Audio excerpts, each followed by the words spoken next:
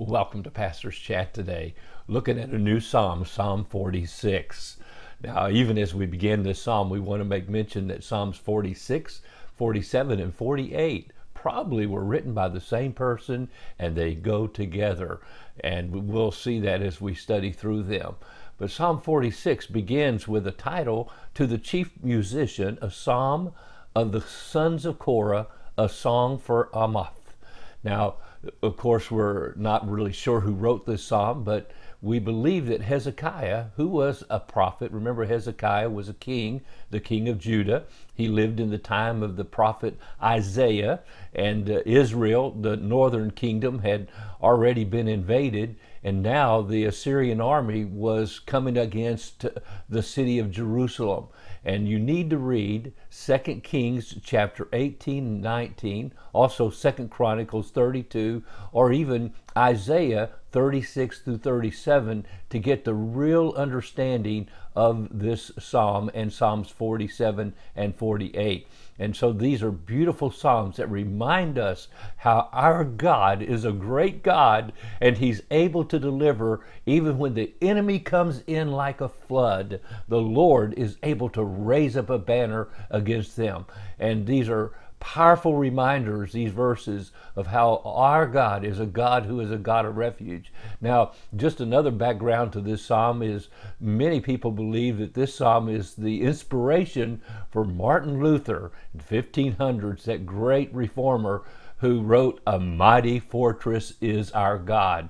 They believe he possibly got his inspiration from this psalm to write that great song that we still sing today, and remember how great our God is and how He is our fortress in the time of trouble.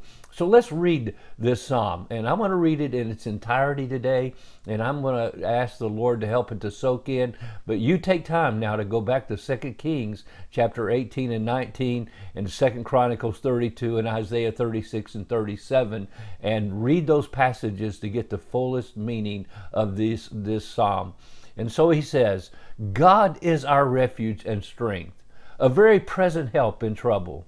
Therefore we will not fear, even though the earth be removed, and though the mountains be carried into the midst of the sea, though its waters roar and be troubled, though the mountains shake with its swelling. Selah. There is a river whose streams make glad the city of God, the holy place of the tabernacle of the Most High.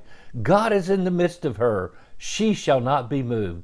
God shall help her just at the break of dawn. The nations raged, the kingdoms were moved. He uttered His voice, the earth melted. The Lord of hosts is with us.